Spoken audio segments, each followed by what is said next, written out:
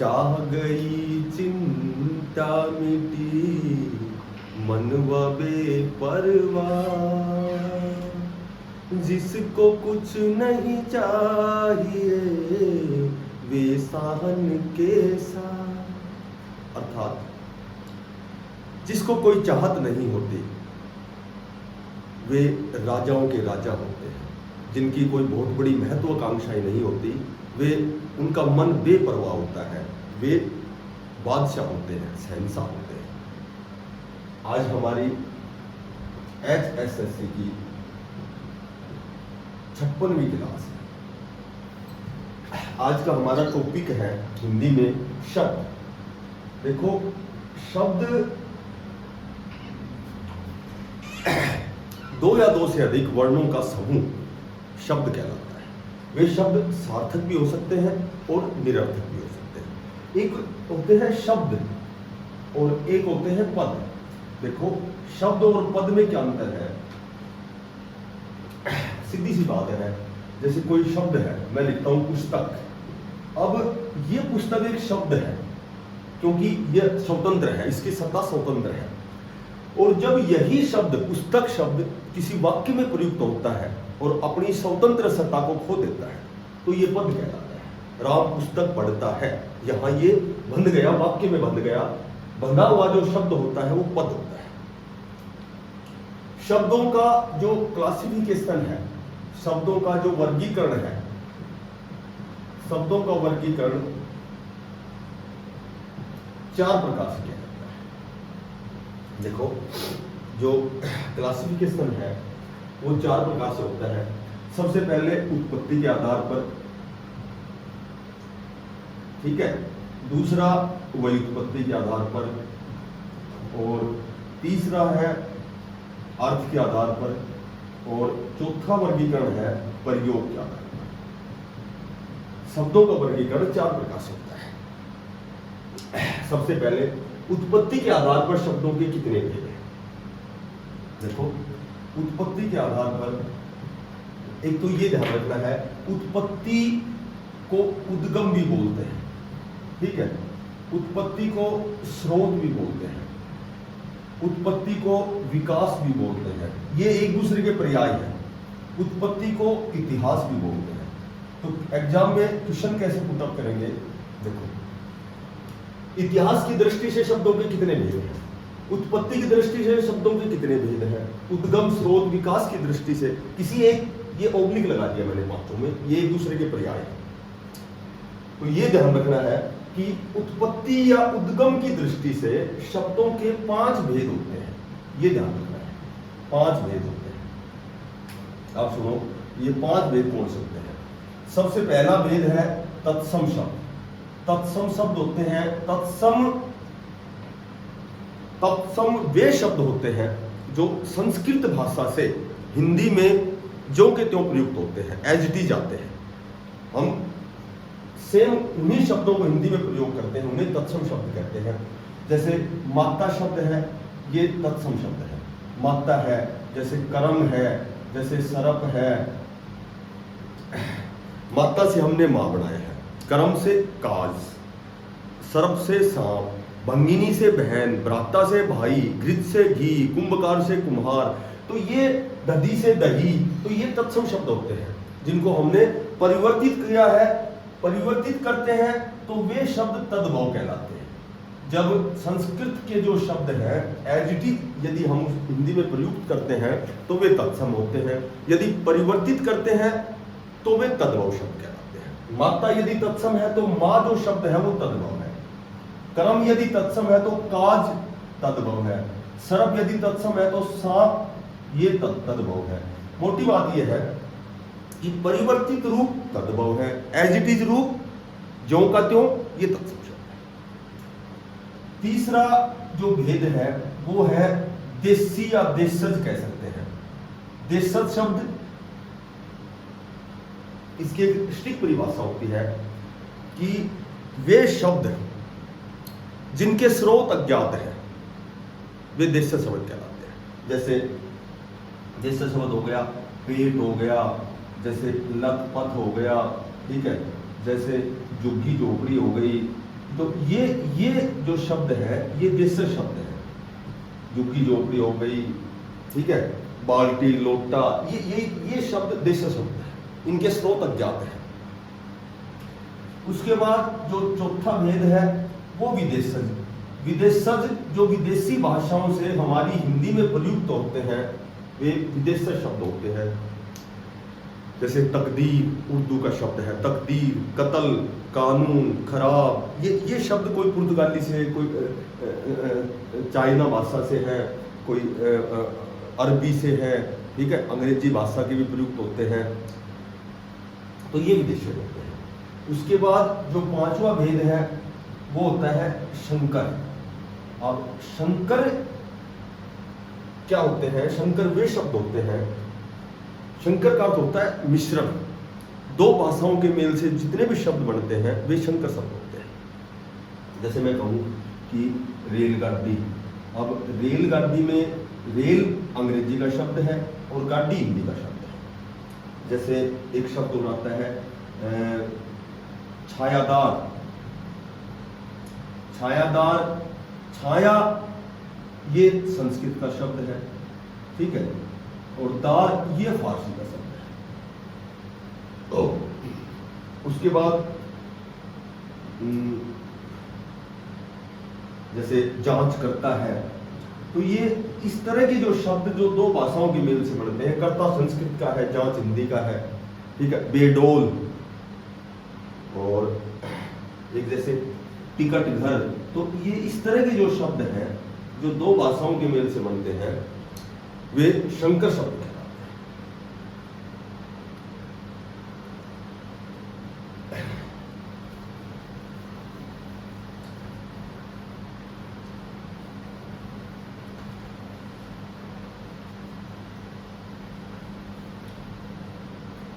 देखो, हर बच्चे में अलग अलग प्रतिभाएं होती हैं।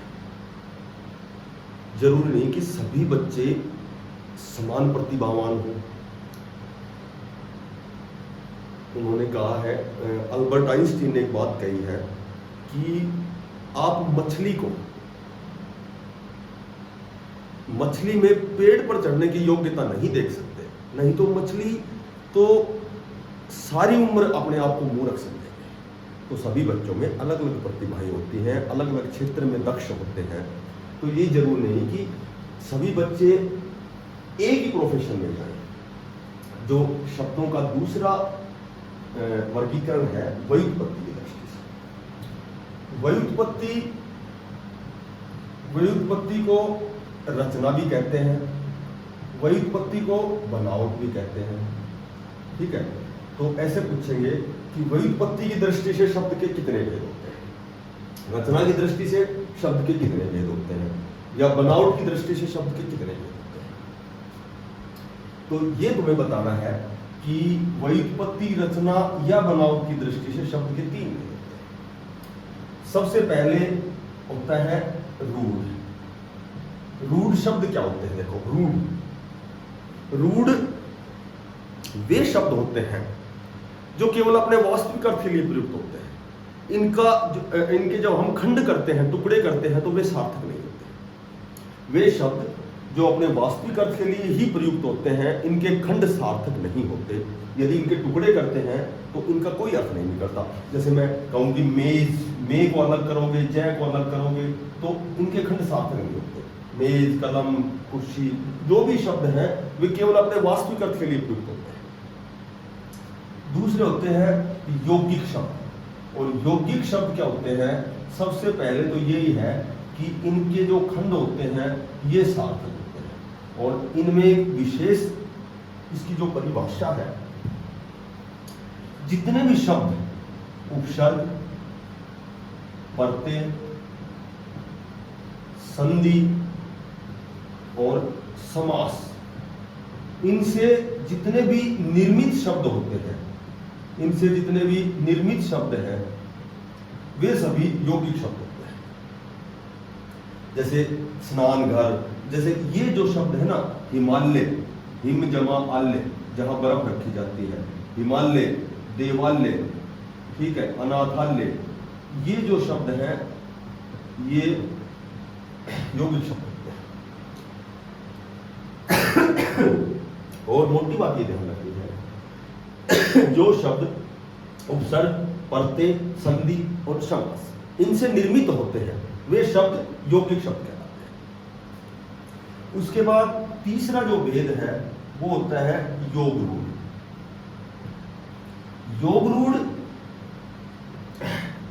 योग रूढ़ में भी ये ध्यान रखना है कि वे शब्द योग रूढ़ होते हैं जो सामान्य अर्थ को छोड़कर और विशेष अर्थ धारण करते हैं। उनका विशेष अर्थ व्यंजित होता है, यानी कि दूसरा अर्थ निकलता है विशेष अर्थ। इनके भी खंड सार्थक होते हैं। जैसे मैं कहूं कि पंकज, पंकज पंख और जमा जय। पंख का अर्थ होता है कीचड़ और जय का अर्थ होता है उगने वाला। कीचड़ में उगने वाला विशेष अर्थ आ गया कमल होता है, पंकज होता है कमल। उसके बाद मैं कहूं कि खेचर, खे खे खे प्लस चर। खे होता है आकाश और चर का अर्थ होता है विचरने वाला, और आकाश में विचरने वाला होता है पक्षी। खेचर का अर्थ हो गया पक्षी। तो सामान्य अर्थ को छोड़कर ये विशेष अर्थ को धारण करते हैं, इसलिए ये योग रूढ़ होते हैं। जैसे सरसीज, सर से उत्पन्न कमल होता है। मनसीज, मन से उत्पन्न कामदेव होता है। तो इसमें व्युत्पत्ति, रचना या बनावट के आधार पर शब्द के तीन हैं।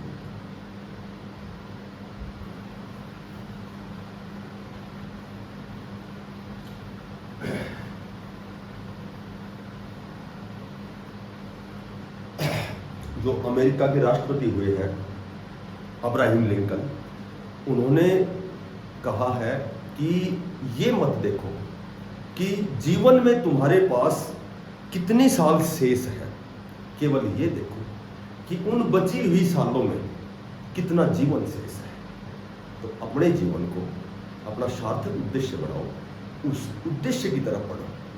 ये मत देखो कि तुमने पीछे क्या किया है, क्या खो दिया, क्या पा दिया। ठीक है, अब जो शेष जीवन तुम्हारा बचा है उसको सही दिशा में। तीसरा जो शब्दों का वर्गीकरण होता है अर्थ की दृष्टि से। अर्थ की दृष्टि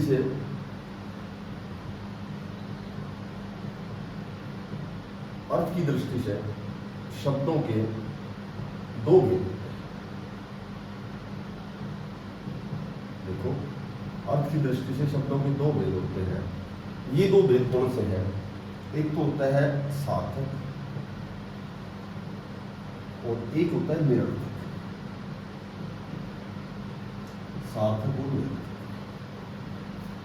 सार्थक शब्द वे होते हैं जिनका कोई अर्थ निकलता है, और निरर्थक शब्द वे होते हैं जिनका अर्थ नहीं निकलता। जैसे हम बोलते हैं आनंद फानंद में कि रोटी वोटी, मैं रोटी वोटी नहीं खाऊंगा, मैं राम रूम को नहीं जानता, मैं पानी वाणी नहीं पीऊंगा। तो ये जो वोटी शब्द है, वाणी शब्द है, ठीक है, ये निरर्थक शब्द होते हैं। जैसे मैं कहूँ मैं पानी वाणी नहीं पीऊंगा, तो पानी वाणी, अब इस तरह हम प्रयोग करते हैं पानी वाणी, ठीक है, रोटी वोटी, तो ये निरर्थक शब्द होते हैं, ये निरर्थक शब्द होते हैं। और सार्थक शब्द भी होते हैं जिनका कोई अर्थ निकले। अब सार्थक शब्द कितने प्रकार के होते हैं? तो सार्थक शब्द जो होते हैं ये एक तो होते हैं एकार्थी, जिनका केवल एक अर्थ निकलता है। एक होते हैं अनेकार्थी, जिनके कई अर्थ निकलते हैं एक शब्द के। एक होते हैं समानार्थी, समानार्थी होते हैं जो जिनको हम पर्यायवाची बोलते हैं। एक होते हैं विपरीतार्थी, जिनका विपरीत अर्थ निकलता है, ठीक है। और उसके बाद एक होते हैं शब्दांशों के लिए एक शब्द, अनेक शब्दों के लिए एक शब्द।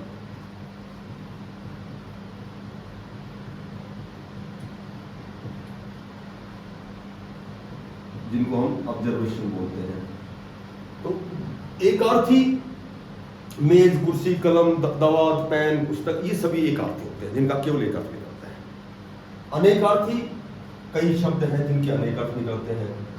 अनंत है, जैसे मैं कहूँ कि हरि, अब हरि शब्द है, हरि के जैसे बंदर भी होता है हरि का मतलब, ठीक है। हरि का मतलब सर्प भी होता है,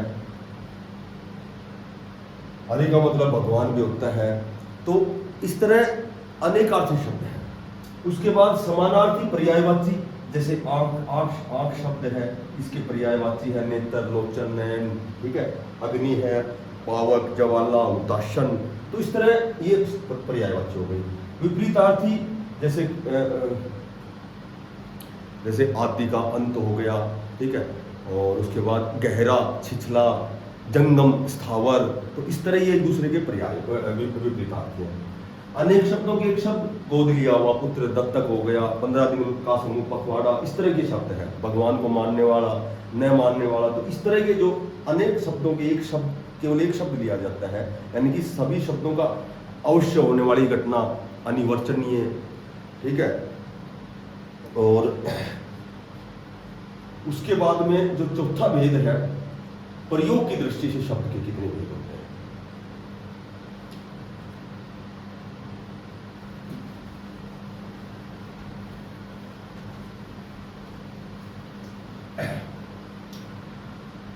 बड़े काम ओछो करे तो न बड़ाई हो, जो रहीम हनुमंत को गिरिधर कहा न जाए। जब भी कोई बहुत ही बड़े और महत्वपूर्ण कार्य छोटे लोग करते हैं तो उनको बड़ाई नहीं दी जाती, क्योंकि जिस प्रकार पर्वत को उठाने वाले हनुमान जी भी थे और श्री कृष्ण भी थे, लेकिन गिरिधर तो केवल श्री कृष्ण को ही कहा जाता है, हनुमान जी को गिरिधर नहीं कहा जाता। हमारा शब्दों की दृष्टि से चौथा भेद है प्रयोग की दृष्टि से। देखो, प्रयोग को अन्विति भी बोलते हैं, अनु जमाइति, यण संधि है अन्विति। प्रयोग की दृष्टि से शब्दों के दो भेद होते हैं। पहला होता है विकारी, दो भेद होते हैं, और दूसरा होता है अविकारी। विकारी और अविकारी, विकार का मतलब परिवर्तन होना, और अविकार जिसमें परिवर्तन ना हो। अविकारी इसको हम अव्यय भी बोलते हैं, अव्यय यानी कि व्यय माने खर्च होना, अव्यय जो खर्च नहीं होता, जो परिवर्तित नहीं होता। विकारी होते हैं संज्ञा, ठीक है, उसके बाद होता है सर्वनाम, फिर होता है विशेषण, और फिर होता है क्रिया। इसी तरह अविकारी भी पहले 4 ही थे, लेकिन अब 5 कर दिए। एक तो हो गया क्रिया विशेषण, ठीक है, क्रिया विशेषण, फिर हो गया समुच्चय बोधक, और उसके बाद हो गया संबंध बोधक, और फिर हो गया विस्मयादि बोधक, और फिर हो गया 5वां निपात। ये निपात जोड़ दिया।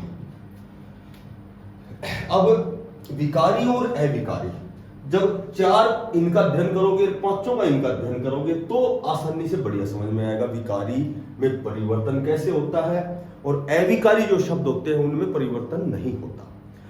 अब इसकी सटीक परिभाषा ये हो गई कि वे शब्द जो भिन्न भिन्न परिस्थितियों में परिवर्तित हो जाते हैं विकारी कहलाते हैं, और जो परिवर्तित नहीं होते वे अविकारी कहलाते हैं, ठीक है।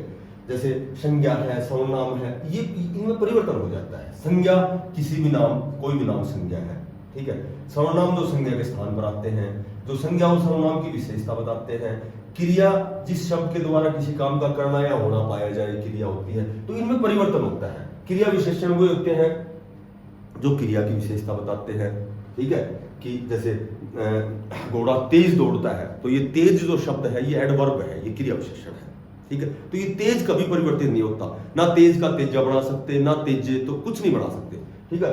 और क्रिया विशेषण जैसे स्थानवाचक है, परिमाणवाचक है, रीतिवाचक है, भार, भीतर, ऊपर, नीचे, कल, आज, परसों, जब, ये सारे एडवर्ब होते हैं, तो ये कभी परिवर्तित नहीं होते। समुच्चय बोधक होते हैं, जोड़ने का काम करते हैं। जो समानाधिकरण होते हैं, वैधिकरण, तो ये इसको विस्तृत रूप से मैं समझाऊंगा, लेकिन ये ध्यान रखना है कि जो विकारी शब्द है वे परिवर्तित हो जाते हैं। जैसे मैं कहूं कि राम स्कूल जाता है, ठीक है। अब राम स्कूल जाता है तो राम एक हो सकता है और कई भी हो सकते हैं, ये परिवर्तित हो सकते हैं। जब कई होंगे तो जाता को जाते बन जाएंगे, तो क्रिया में विकार आ जाएगा, ठीक है। और यदि मैं कहूं कि हम बाहर जाते हैं, जैसे नॉर्मल सी बात है, ठीक है, तो इसमें हम प्रोनाउन सर्वनाम है, ये भी चेंज विकार हो जाएगा, इसमें भी विकार हो जाएगा। लेकिन ये बाहर शब्द है, इसमें विकार नहीं होगा। तो ये जो बाहर है ये स्थानवाचक क्रिया विशेषण है, तो ये जो शब्द है इनमें कभी परिवर्तन नहीं होता, ठीक है। समुच्चय बोधक होते हैं और, किंतु, परंतु, तथा, या, इसलिए, यद्यपि, तथापि, ठीक है। तो ये जो शब्द होते हैं संबंध बोधक होते हैं, के बाहर, के भीतर, के दाएं, के बाएं, ठीक है, की बाबत, के कारण, के बिना, इस तरह के जो शब्द ये होते हैं संबंध बोधक अव्यय होते हैं।